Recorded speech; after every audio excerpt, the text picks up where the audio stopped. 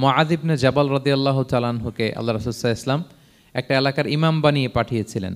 ওই এলাকার মুসল্লিরা ছিলেন, লোকজন ছিলেন শ্রমজীবী, কাজ করে খেত। সারাদিন ওট দিয়ে পানি সেচ করে খেজুর গাছে পানি দিত, খেজুরের চাষাবাদ করত, সারাদিন কষ্ট করে নামাজে যে জয়েন করত। তো উনি মাগরিবের নামাজে সূরা ফাতিহার পরে সূরা বাকারা তেলাওয়াত শুরু করলেন। সূরা বাকারা কোরআনের সবচেয়ে ছোট সূরা না? 286টা আয়াত, মানে সবচেয়ে বড় সূরা। তো মাগরিবের সালাত উনি যখন এত লম্বা তেলাওয়াত ধরলেন, মুসল্লিরা আর ইমাম সাহেবের সাথে থাকতে পারতেছে না। কারণ ওনারা তো, ইমাম সাহেবের হয়তো মন ফুরফুরে, উনি পড়তেছেন মনের আনন্দে দরাজ গলায়, কিন্তু মুসল্লিদের তো অবস্থা খারাপ। সারাদিন ওনারা খেতে খামারে কাজ করে আসছে, নামাজ ছেড়ে দিয়ে অনেকে চলে গেছে। একা একা নামাজ পড়ে যে আল্লাহ রাসূল সাল্লাল্লাহু আলাইহি ওয়াসাল্লামের কাছে যে বিচার দিল যে, ইয়া রাসূলুল্লাহ, দেখেন এমন একজন ইমাম আপনি অ্যাসাইন করেছেন আমাদের এলাকায়, মাগরিবের নামাজে উনি সূরা বাকারা পড়ে, আর আমরা হচ্ছে শ্রমজীবী। রাসূল সাল্লাল্লাহু আলাইহি ওয়াসাল্লাম খুব রেগে গেলেন।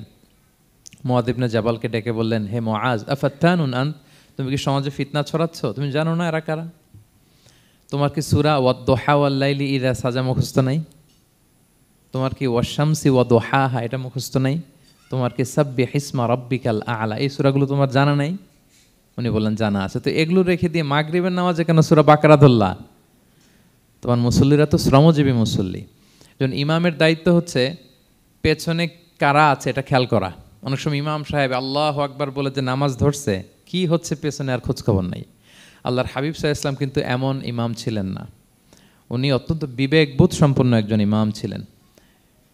একবার পেছনে এক বাচ্চার কান্না শুনে উনি নামাজ ছোট করে দিয়েছেন। সবাই বললেন, ইয়া রাসূলুল্লাহ, এত ছোট নামাজ তো কখনো পড়তে দেখি না।